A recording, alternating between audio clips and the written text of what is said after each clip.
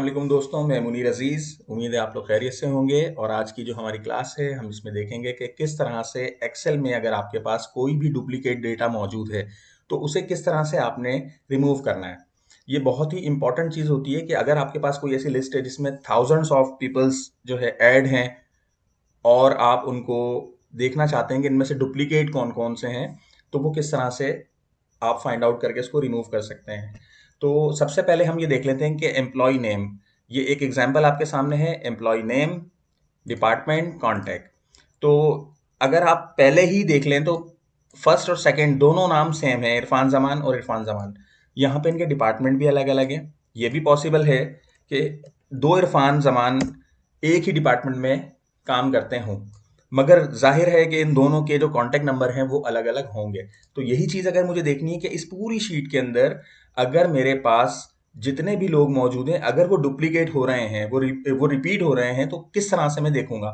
तो total number of record जो है मैं यहाँ पे तकरीबन 37-38 रिकॉर्ड्स मौजूद हैं।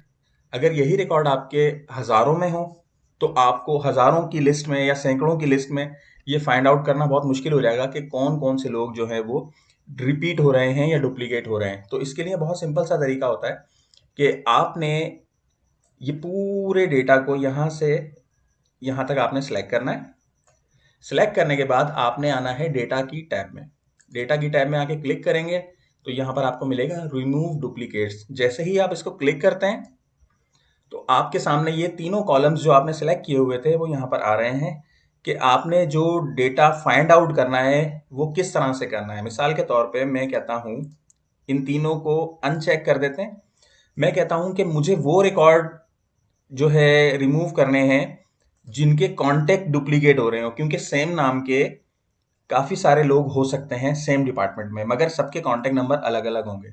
तो इसलिए मैंने कॉन्टेक्ट पे चेक लगाया और इसको मैं कर देता हूँ ओके। जैसे ही मैं ओके करूंगा तो ये बता रहा है कि 5 duplicate values found and removed, 32 unique values remain.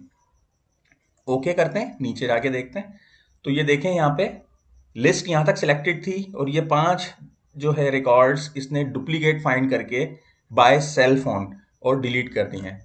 तो मैं इसको एक दफ़ा अंडू करता हूँ। अभी देखें ये सारे रिकॉर्ड मौजूद हैं। मैं अगर दोबारा यही काम करता हूँ रिमूव डुप्लीकेट पे जाके और यहाँ पर मैं आके कहता हूँ कि एम्प्लॉय नेम, तो जितने भी सेम नाम के एम्प्लॉय होंगे वो सब डुप्लीकेट डिलीट हो जाएंगे। तो ये 7 डुप्लीकेट वैल्यूज बता रहा है और 30 यूनिक्स बता रहा है, मगर इसमें वही प्रॉब्लम आएगी कि हो सकता है कि वो जो दो सेम नाम के लोग हों वो अलग अलग डिपार्टमेंट के हों। जैसा कि आप यहाँ पे देख सकते हैं कि इरफान जमान एक मार्केटिंग के थे, दूसरे एचआर के थे, मगर वो यहाँ पे इस वक्त मौजूद नहीं है।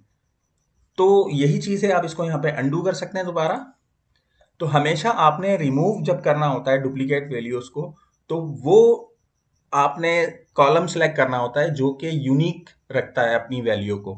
मिसाल के तौर पे कॉन्टैक्ट नंबर, एक नाम के एक से ज़्यादा लोग हो सकते हैं, एक ही डिपार्टमेंट में भी हो सकते हैं, मगर सबके कॉन्टैक्ट नंबर या उनका अगर एम्प्लॉय नंबर होगा तो वो, या उनका सीएनआईसी नंबर होगा तो वो।